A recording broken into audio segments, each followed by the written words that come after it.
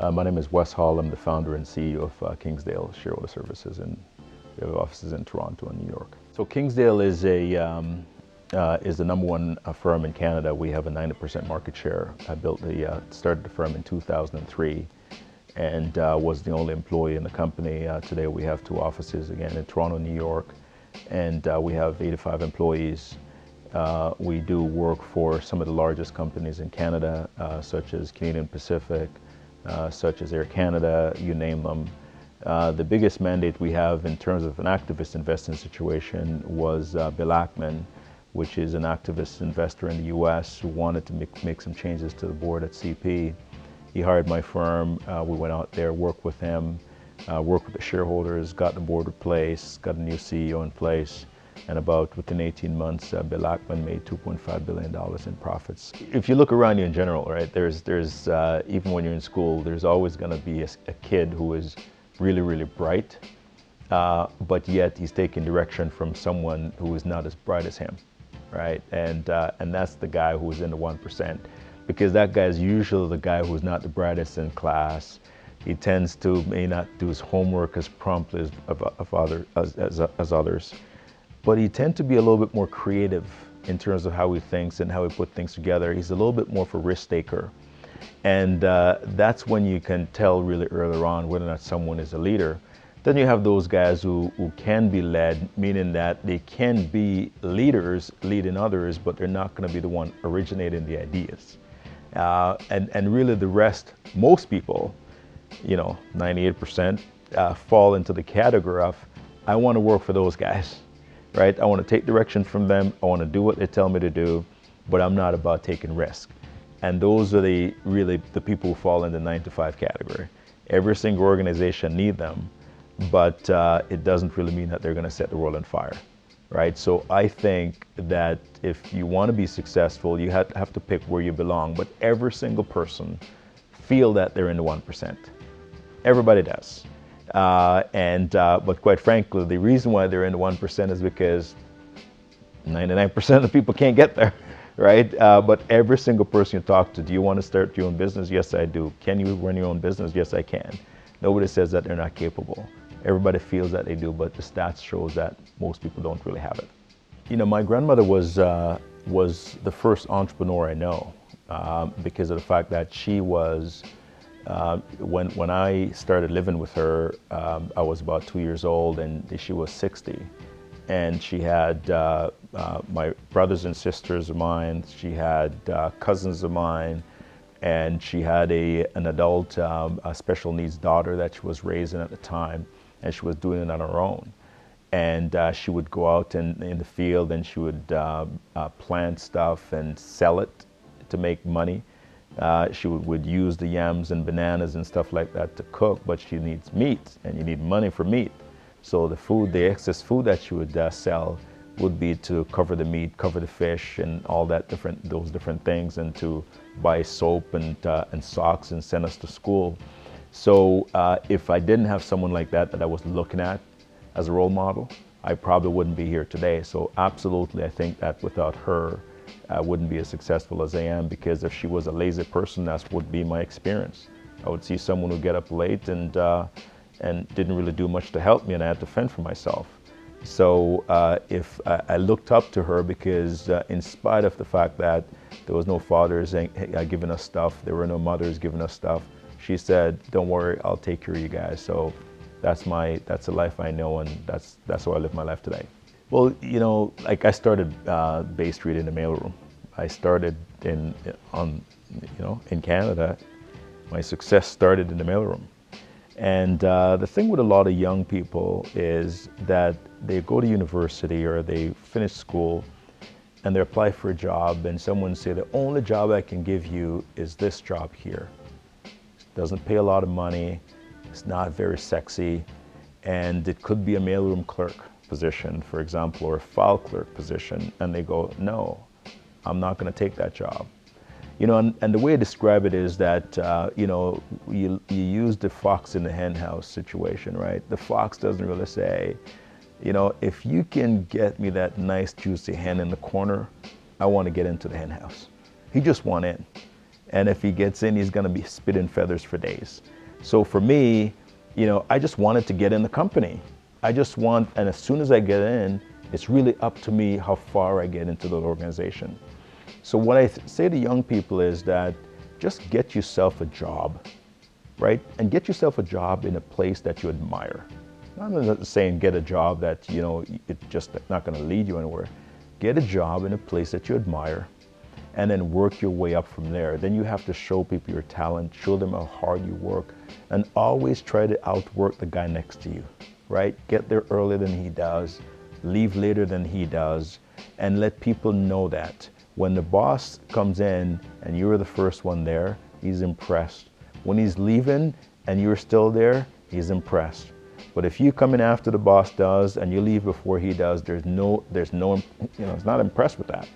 You know, so you have to be able to be willing to work harder than the person next to you. And I always say you find the person who is admired the most, that's a colleague of yours, who people respect and think they work harder than that person, right? And if you do that, you know, you'll end up finding life. In my mind, I could say that I have to prove myself because, God, you know, I'm the only black man at this level on Bay Street, and woe is me. But I don't really look at it that way, you know. And I was asked that question not too long ago, and I said to someone, if you're in a room and there's 150 people in the room and they're all wearing red, and you're wearing a purple suit, how do you feel wearing a purple suit? You got to feel special wearing a purple suit, right? Because everybody in that room is going to wonder, how come this guy with the purple suit is here when we're all wearing red? He must have got an exemption to be in the room. Maybe he knows somebody special that allows him in the room, but how is he there?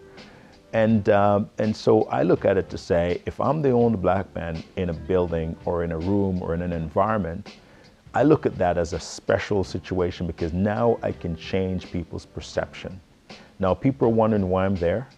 And when they realize why I'm there and that I actually belong there, I think it opens the door for other people, because it's they kind of realize that we're just as smart, you know, we work just as hard, and the negative stereotype that they have towards us tends to completely change their perception. So I never, you know, sit back and shrink because I'm the only one of color in a particular situation. I use that to my advantage.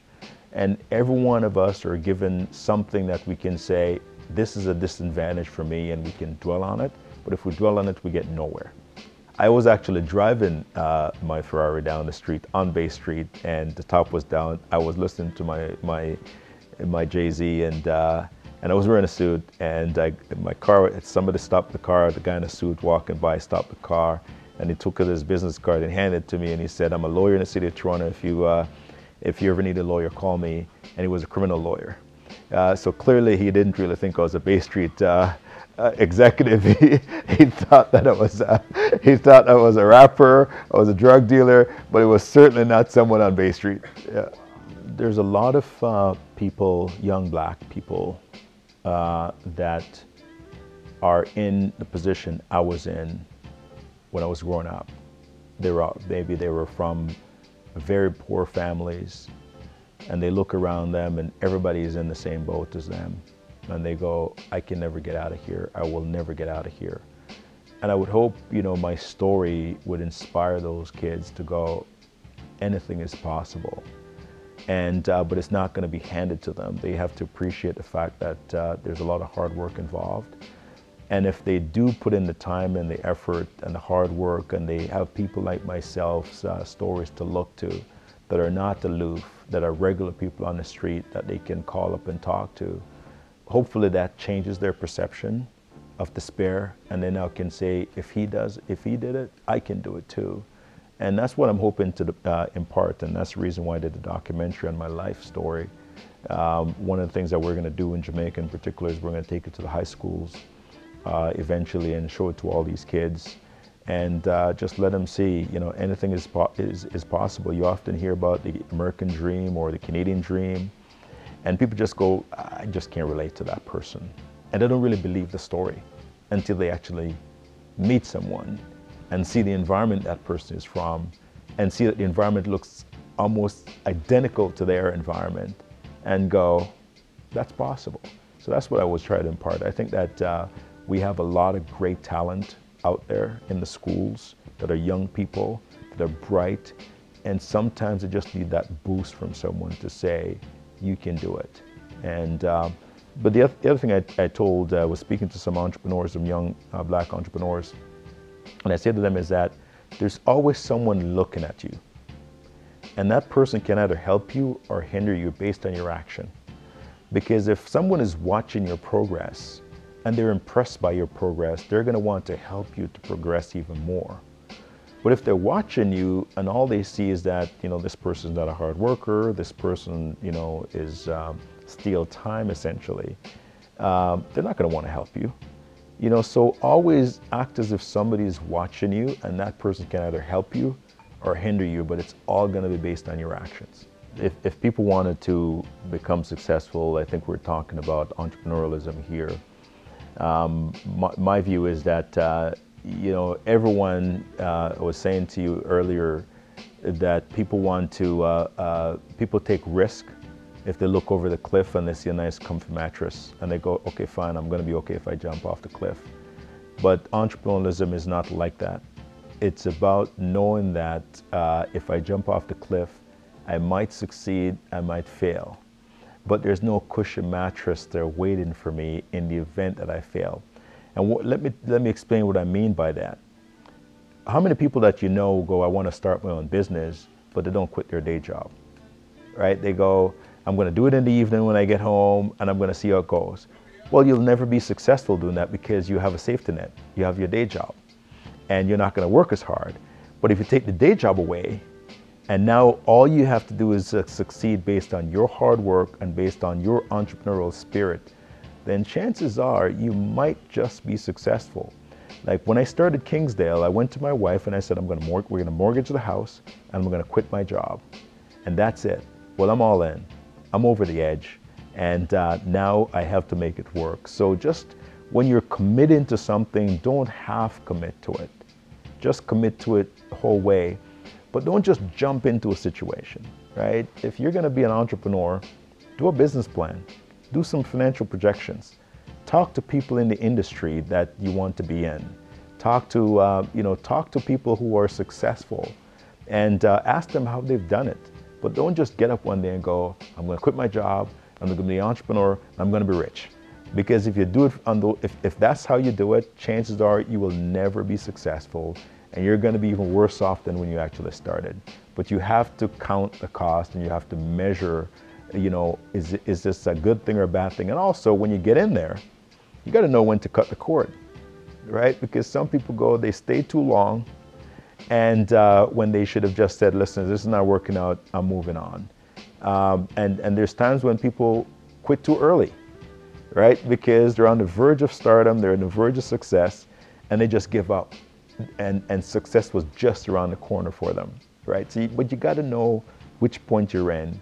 But don't wait too long, because if you wait too long, chances are you're going to miss opportunities that you would have just killed this idea and start something else and be successful at that.